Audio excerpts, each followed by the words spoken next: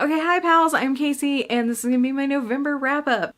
Okay, we're gonna go through this really fast because I have a very hungry spouse who does not want to wait for me to have to refilm this. So this is gonna be my November wrap up. If you've been around BookTube, you know what a wrap up looks like. Also, just my hair looks like shit today. Let's just take it down. I just don't know why I tied it up. Okay, so November wrap up. I read a shitload of books in November. The last time I counted, it was 30 or 31 with one DNF, which was a crazy amount. I didn't intend to do like a 30 books in 30 days challenge. Not that I filmed anything, but I realized early in the month I was reading just as many books as there were days in the month that had gone by, and I just kind of pushed myself to read as much as possible. So let's quickly run through what I read, and then we're going to move on to the superlatives. I DNF'd Her Little Flowers by Shannon Morgan. I gave no rating to Good Morning, Destroyer of Men's Souls by Nina Renata Aaron. Freedom is a Constant Struggle by Angela Y. Davis. I gave 2 stars to The Deep by Alma Katsu, The Remains of the Day by Kazuo Ishiguro, Gwendy's Final Task by Stephen King and Richard Chismar, Sister Maiden Monster by Lucy Snyder.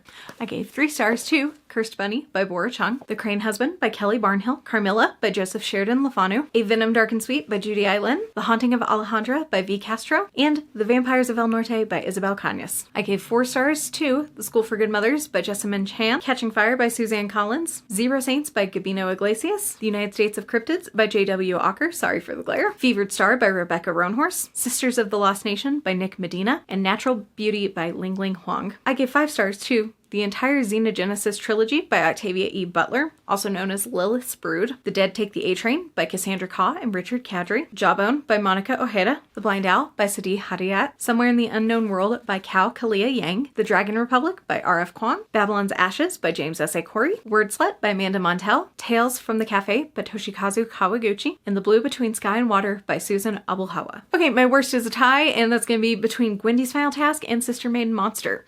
Gwendy's Final Task is a horror book. It is the last in the trilogy, and we are following Gwendy Peterson now in her late 60s, early 70s. She's back in Congress, and she's going to space to deal with the button box. That's as quick of a synopsis as I can give you, because it's a really ridiculous short little book. I hated it. I thought it was bad. If you like Stephen King to have a bunch of nods to all of his other work, things like Castle Rock or Derry or The Dark Tower, this is a treasure trove of that, but it sacrifices a lot of continuity, a lot of character, and just in general, it was really boring and I think not very good. Sister Maiden Monster is a horror novel. I would definitely look up trigger warnings for this one if you intend on reading it, and trigger warnings are something you're interested in or that you use a lot, because this has a lot of very gruesome, nasty body horror.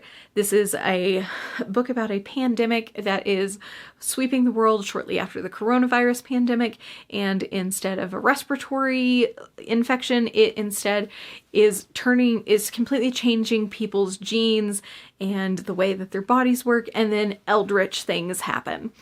Unfortunately, I think that this one it had really good promise and it didn't deliver on any of it. I think the first third was really good, but ultimately, really cosmic horror and eldritch horror never ends up working for me that well, except in the very rare occasion, and this just ended up being par for the course for me.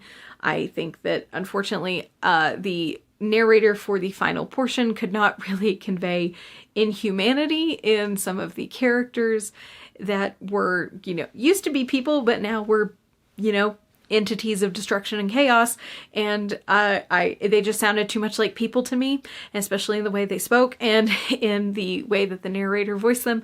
It really took me out of it a lot, and I also thought that the second portion just really wasn't that interesting either, with only the first third being anything of note.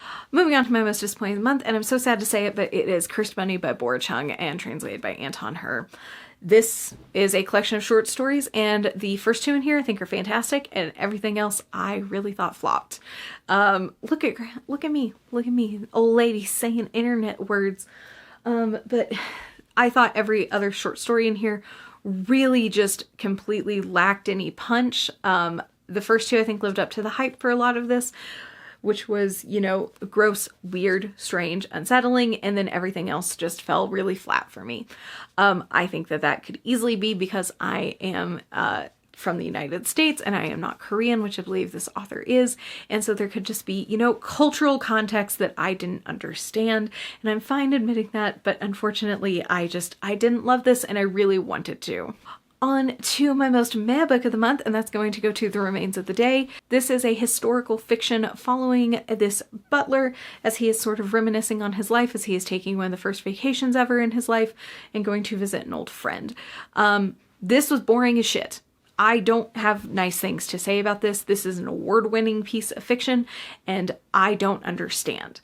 I don't know if the English translation was just off for me or what it was, but I thought this was really, really fucking boring. This was bad. This is bad. There was nothing that happened in this.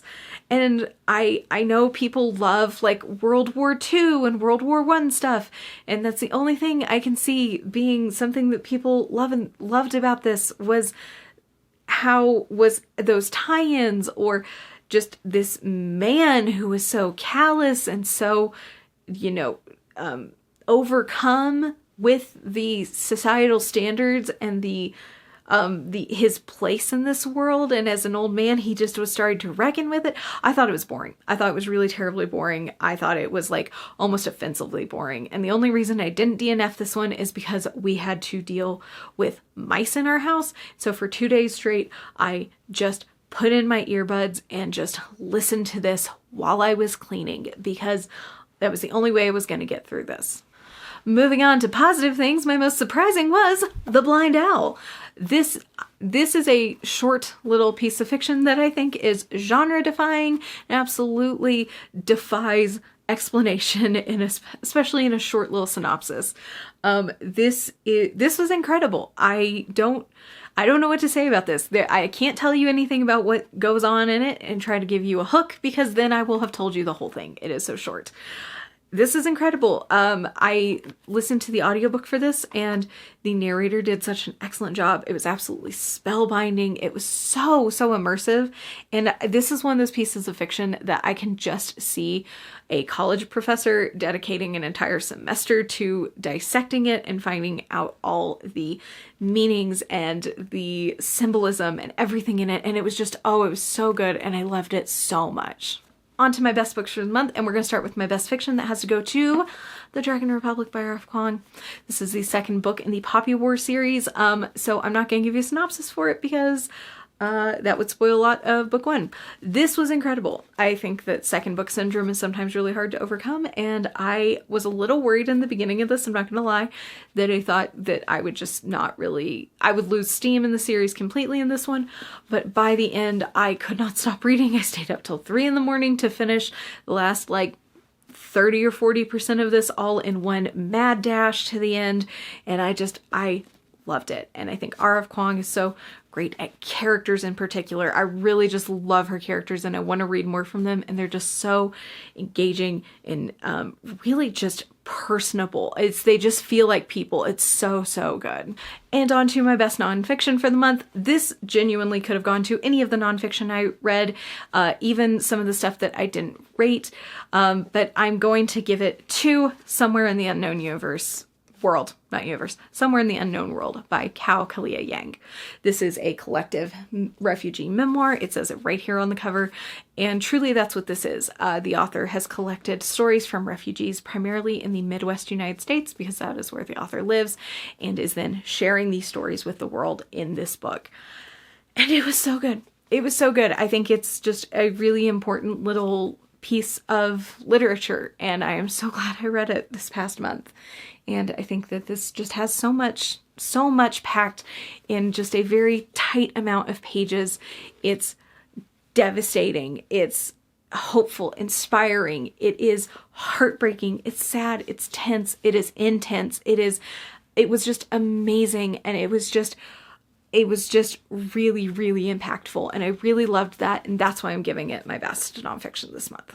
And really quickly, I want to give a shout out to my favorite cover for the month, and I knew it when I read it this month, and I'm just gonna have to give it to it. It's The Haunting of Alejandra by V. Castro. I mean, look at this beautiful thing. Look at it. Look at that orange. Look at the flowers. Look at the face in there. It's just so good. It's so good. Whoever designed this, you deserve a graphic design award. This was incredible. It's impeccable. It's beautiful.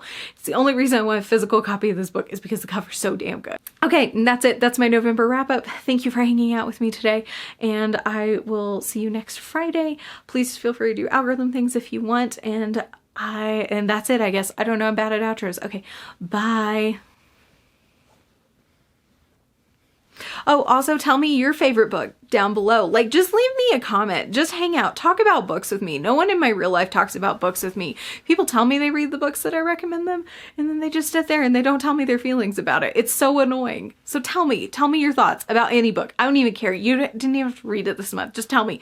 Just tell me down below. I'd love to hear about it and talk about it with you.